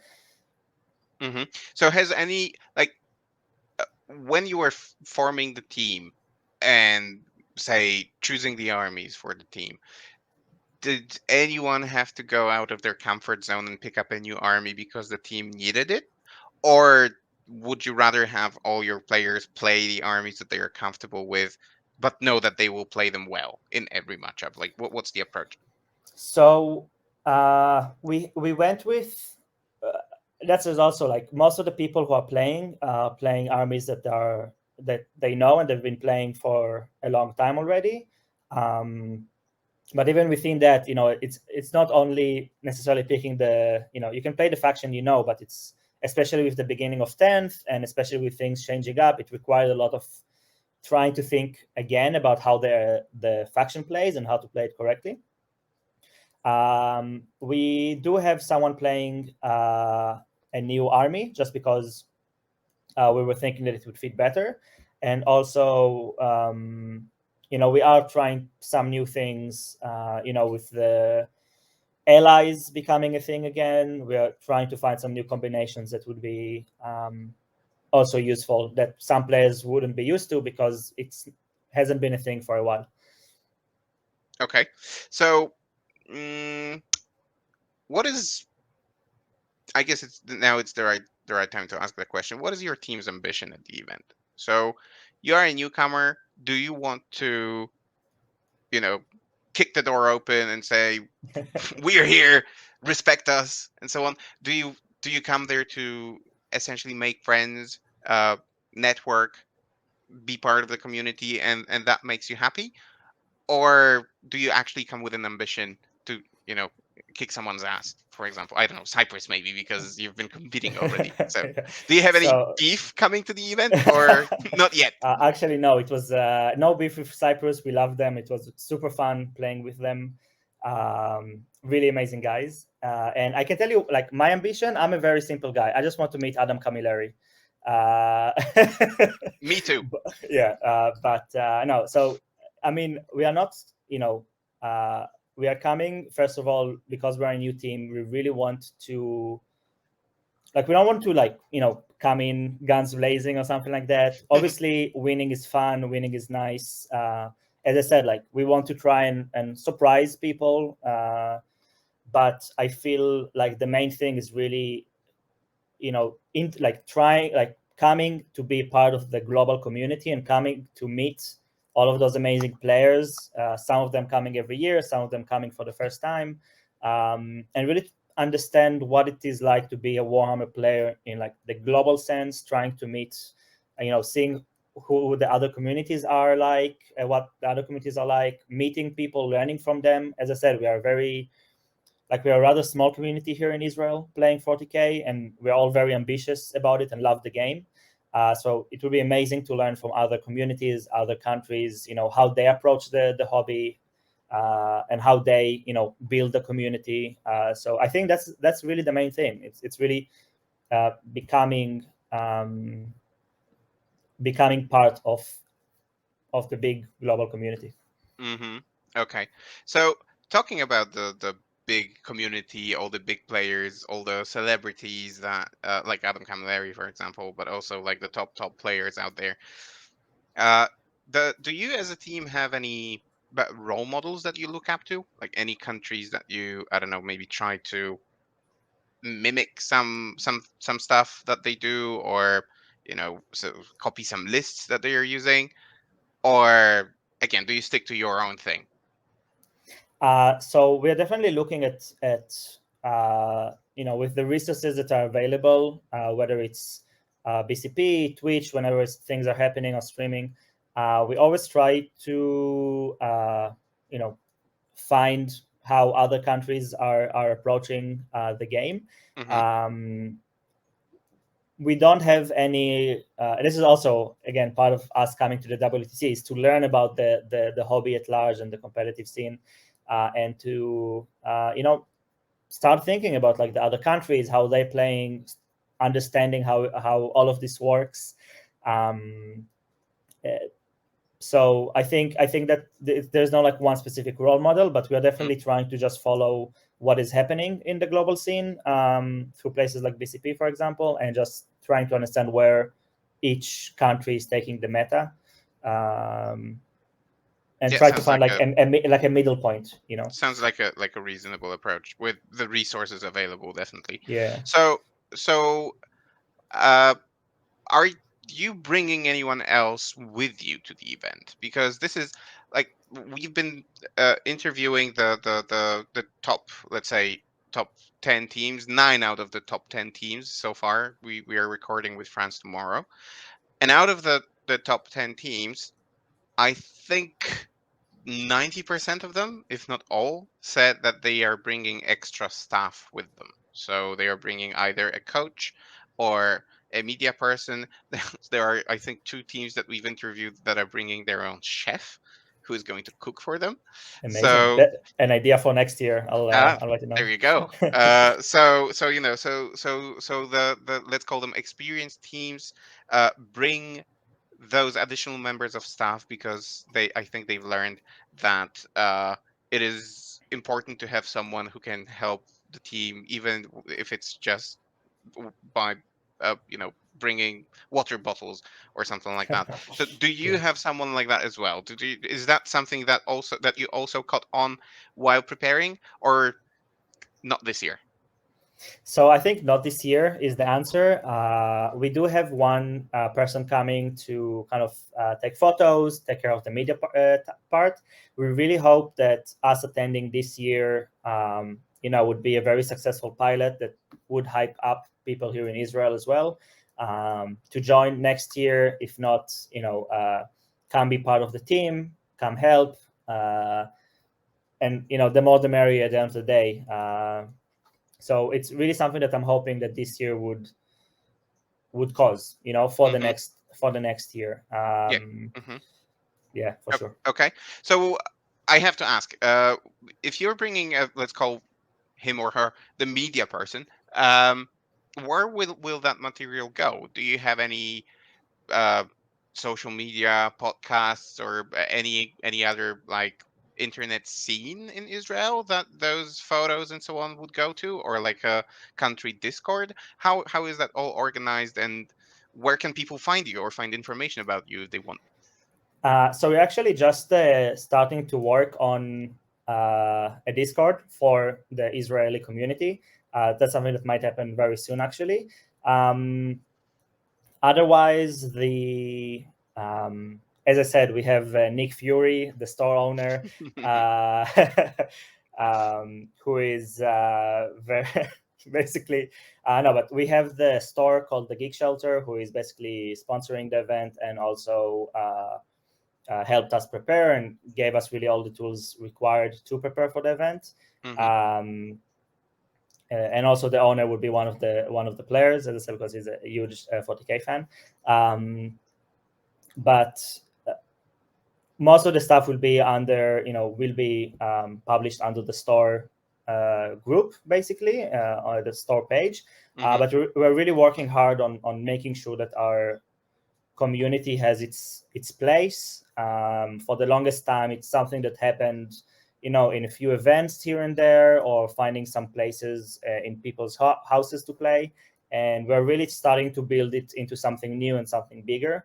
So I'll, definitely very soon there's going to be a lot more kind of social media things happening. But yeah, at the moment, nothing like public that people could follow. Okay, all right. So next question that I have actually popped into my head. Yeah, I think yesterday when I was recording an episode with South Africa. But it seems like a let's say an issue that also bigger countries have, and this is model availability, or like miniature availability. And I guess I wanted to touch upon this because even Australia, which won the WTC last year, they say that model availability is an issue. They are literally at the end of the world, so for them, not all models are easily available. Liam from South Africa yesterday mentioned the same. Even when we finished recording, he said, a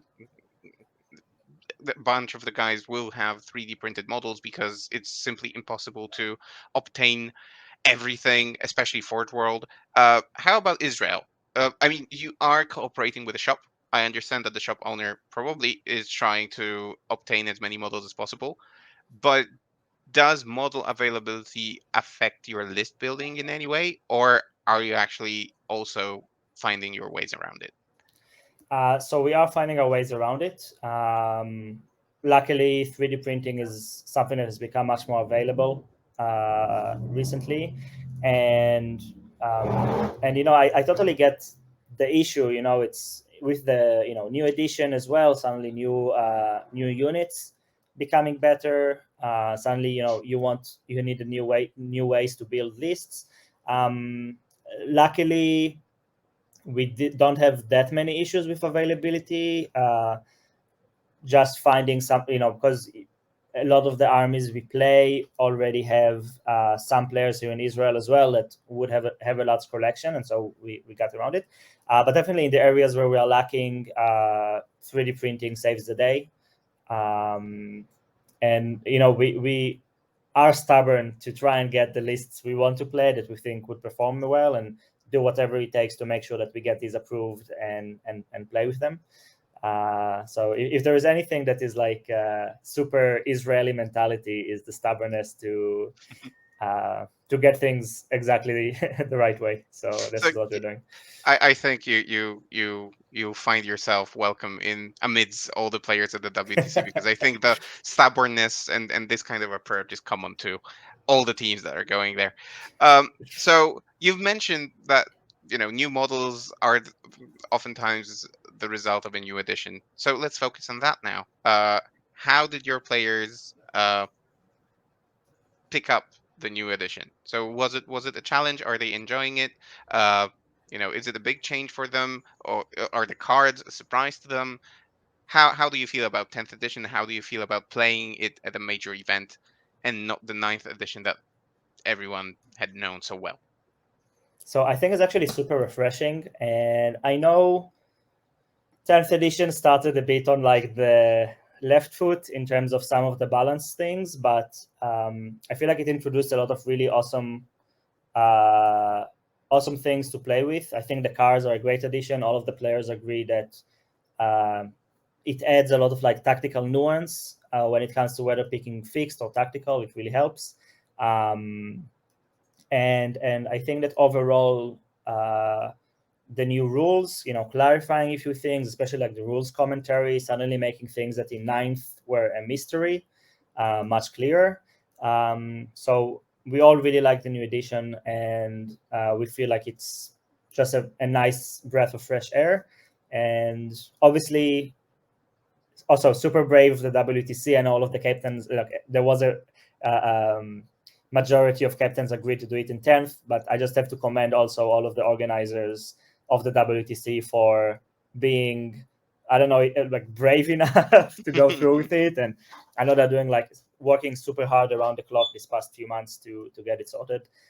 So I'm really thankful for it, because I think 10th is bringing so many new amazing cool things, and especially in a team tournament format, where, as I said, like, it's not necessarily that there's one meta defining army or list. It's all about working together to figure out this edition, figure out how to play against different matchups. I think it's super awesome.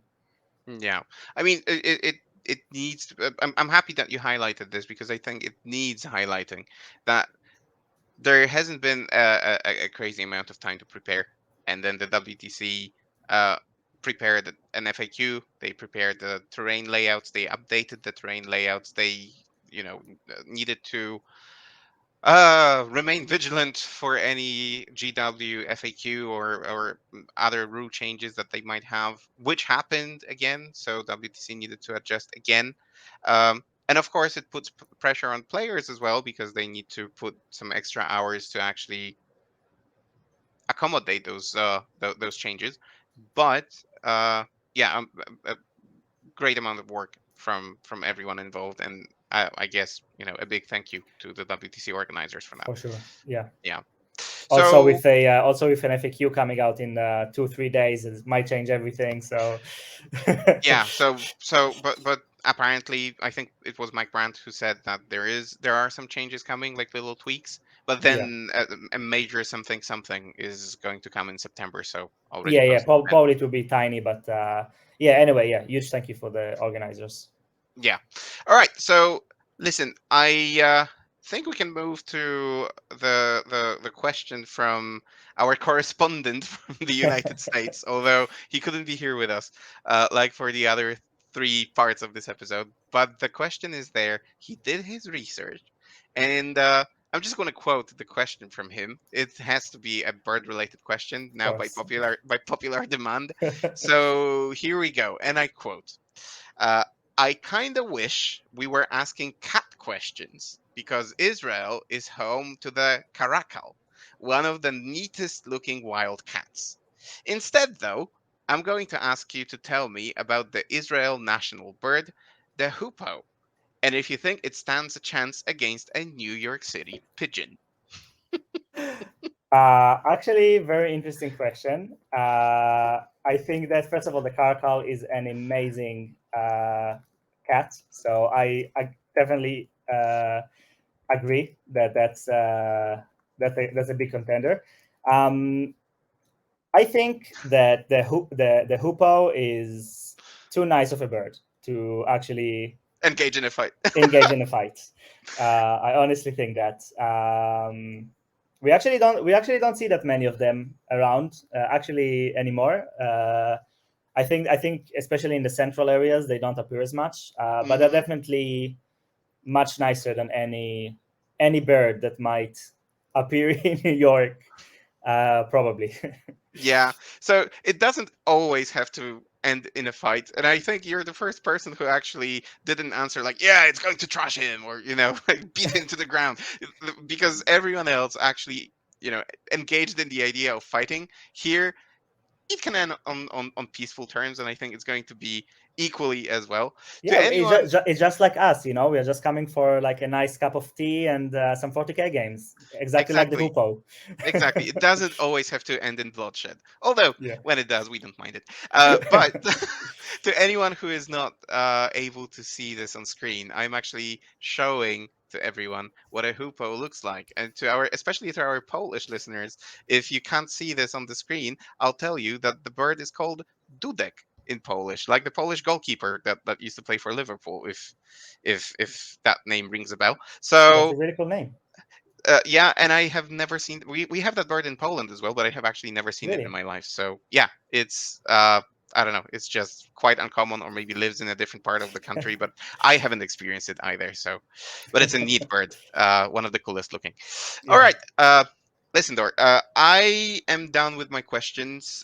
Is there anything that you would like to plug, or is there anyone you would like to shout out? Perhaps now is the opportunity to do it before we finish the episode.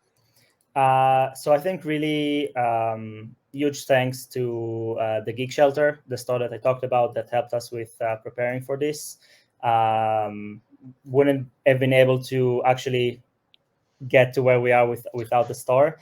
Huge thank you to all of the, we're obviously sending this to the Israeli community. So huge thank you for all of the Israeli community for also supporting us. As I said, big thanks to the WTC organizers. And I really hope, we're coming to have a good time, just to roll some dice and have fun and meet everyone. So I really can't wait. I speak for the rest of the team, I think as well, that we really can't wait to meet everyone and finally feel like we're a part of this much bigger community than we're used to here in Little Israel. And I think the rest of the community is really keen to see how well you do. And then we will be here and we will be there after the event to report on it. So I guess I can already say this. I can't remember if I said it yesterday, but I'll say it today. I am looking for I'm planning to make some episodes post event, not only to talk about the team that wins, but also the teams that we have spoken with before the event. So it will be extremely interesting to speak to you, to speak to South Africa, New Zealand, Cyprus, to see what your impressions were and what the lessons learned were from the event, so that maybe other teams that haven't joined the WTC community yet can join in the future years. So it would be fantastic to have you on again to do an interview like that if you are available. Yeah, for sure. I'd love to. Fantastic. All right. Then to everyone listening to us, I thank you. Dor, I thank you as well. And to my listeners, you know the drill. If you like what we do, if you want more, like, subscribe, leave a comment to help with the algorithm and help us grow. Also, yesterday I created our Patronite page that is waiting for approval. Normally within 3 working days, so maybe by Wednesday we will have a Patronite. So I will be linking that in the comments. If you want to help out in any way, we would be much obliged as well.